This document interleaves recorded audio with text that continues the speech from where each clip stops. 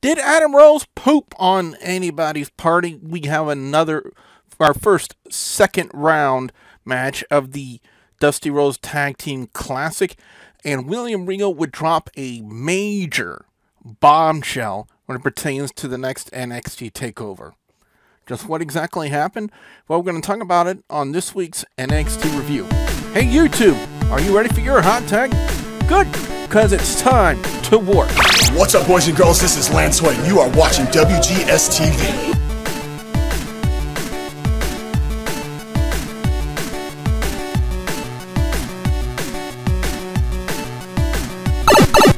Greetings, everyone. You have worked your way in from the tubes of you into another episode of WGS-TV right here on YouTube.com/WrestleGamer. I am the WrestleGamer, Double D Billy Bujo. Today is Thursday, September 17th, 2015. I want to make an announcement on here before we get to the review. For those of you who don't know, your friendly neighborhood WrestleGamer is subscribed to a lot of the bigger named YouTubers here on YouTube.com. And one of my favorite Let's Players is Markiplier, because he has a way to entertain people, and not only that, but playing scary as shit games that sometimes makes me throw my headset almost across the room from being jump scared. And I've been following his channel for quite some time. You know, a lot of folks say, well, only GOB watches his videos. And I would say, you know what, take a moment to watch and look into the detail and the way that he loves to entertain and does what he can to put smiles on people's faces. And, you know, he's nearing the 10 million subs mark, which is a huge accomplishment. But the reason why I'm bringing this up, because on his personal Facebook yesterday, he posted a comment that he would not be able to make videos for quite some time because of a personal tragedy that has happened. I know he's not going to watch this video because he's probably got too much time, not enough time to do that kind of stuff. But I just want to throw that out there to saying that, you know, I hope everything turns out okay, because you never want to wish ill will on anybody for any reason whatsoever. So, Mark, to you out there, man, I hope everything is okay and you get back to making videos real soon. But anyway, now to get on track for this review, guys and gals. Now that I've gotten that little bit of tidbit of information, we were scheduled to have Tyler Breeze and Adam Rose, and a lot of people saying, well, SmackDown's supposed to be where Adam Rose debuts his new gimmick. Not true, or not so. In fact, they're a little bit mistaken about that. We had a glimpse of that on NXT, and it was just basically Adam Rose, almost dressed like me for some reason, minus the goatee and the hat. But he was basically coming out there looking like an intellectual, just wanting to take and he put a lot of emphasis on big steaming poop. I don't know if this is going to be an occurring trend. Apparently, he's on SmackDown tonight, that he's supposed to be on there, and I guess this is just going to be the recurring theme of what he's going to be doing. You know, big steaming poop on people's parties. And they had to do something with him, and, you know, they tried to turn him heel with that, you know, within the Exotic Express gimmick, and it never really panned out. So they're going to just try to do a complete 180 with this, and hopefully they can get Adam Rose a lot of heat. And he was doing his best, I tell you, to get a lot of heat. Bull Dempsey would come out because he wanted to have a confrontation with Tyler Breeze, but he was backing out of it because he wanted to. Tyler, I would say, is backing out of it because he had a match already scheduled up with Adam Rose.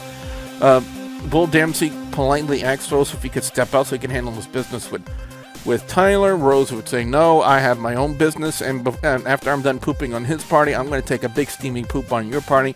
Slaps Bull Dempsey. Bull Dempsey just basically annihilates Adam Rose, and before he could do the same with Tyler Breeze hits it out the ring, and you can hear Bull Dempsey screaming for he wants a match with Tyler Breeze, and later on in a backstage segment, Tyler Breeze would accept. So it's going to be interesting to see what they do here. The Perfect 10 Ty Dillinger taking on Denny Burch. And I gotta say this, you know, one of the things I love about NXT, you're given the opportunity to find a gimmick that'll work for you. And apparently, this gimmick of the Perfect 10 is getting him over on the crowd in NXT. You know, 10. That's pretty much what he does. And apparently it's over on the crowd. So that's pretty cool for Ty Dillinger. He's got a gimmick that works for him. He would hit a modified version of the Codebreaker on Denny Birch, who looked a lot like Matt Stone. I don't know if this is like another recurring trend with WWE and NXT to take the lower card people and just rebrand them week after week with different names. But anyway, we would get a vignette from a Japanese wrestler by the name of Asuka, Japanese female wrestler. I'm going to try to look up some information on her and try to get more familiar with her. The only other thing I know is that her original name was Kana, K-A-N-A. I believe that is the correct spelling of it. I hope to find out some more information on her soon. If you guys out there have any information on her, please enlighten me, because I would like to know a little bit more about her. I'd be Apollo Crews and Solomon Crow up next. Again, they're just pushing Apollo Crews like crazy. They made Apollo Crews. It wasn't a complete squashing of Solomon Crow, but it was basically Apollo Crews about 75% of the match. Crews would hit his Gorilla Press standing moonsault combination on Crow to pick up the win. The next match was Baron Corbin and Rhyno taking on Johnny Gargano and Tommaso Ciampa, if I'm saying that correctly. Now, I've heard some backstage stuff about Ciampa, about how he's, his head might be a little bit too big for his shoulders and stuff like that. I'm not going to give any of those things weight, because I wasn't personally there to witness any of these said accusations. I never really take anyone's word, with a grain of salt, unless they can provide actual evidence of said occurrence happening. 99% of the time, I tend not to believe it. But it might be one of the reasons why Ciampa and Gargano did not advance in this match. Now that I think about it, it was a back and forth match, and it was really, really interesting.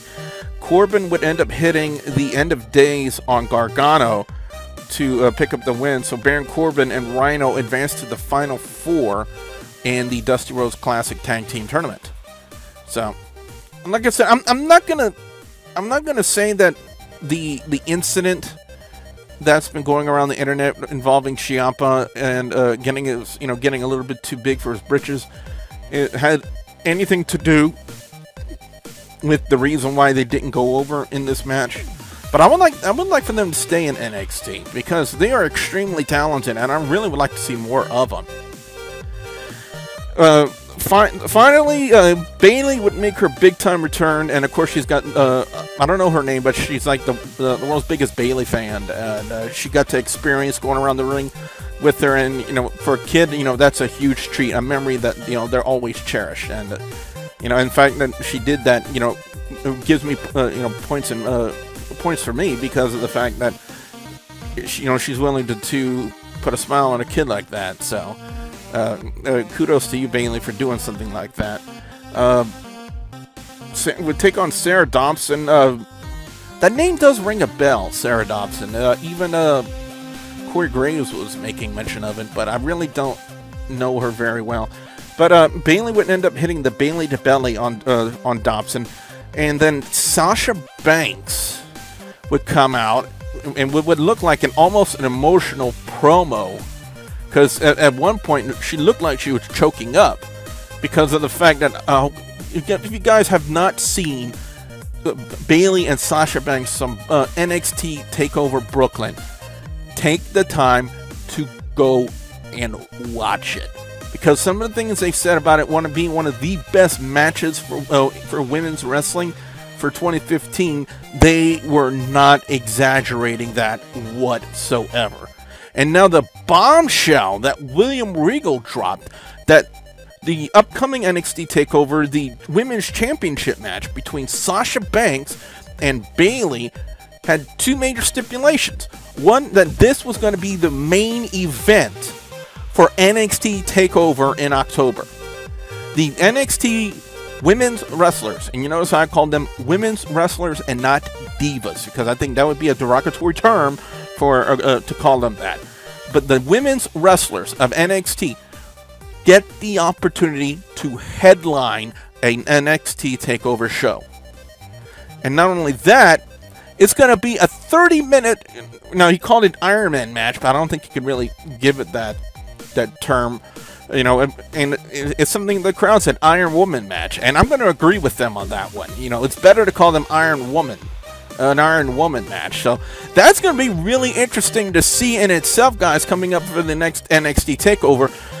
Bayley defending against Sasha Banks, pardon me, in a 30-minute Iron Woman match for the NXT Women's Championship. And if what they did at Brooklyn is any idea, any indication of what we could expect for their main event at the next NXT TakeOver, I'm telling you what, guys, if you haven't got the network yet, this is the reason, this is the perfect opportunity for you to get the network. Get the WWE Network just to see this match right here. I guarantee you, for $9.99, it's going to be more than your money's worth. Overall score in NXT this week is going to get a 4 out of 5. I was highly entertained by this week's NXT. Best match of the night, I'm going to give it to the tag match with Baron Corbin and Rhyno taking on Johnny Gargano and Tommaso Ciampa.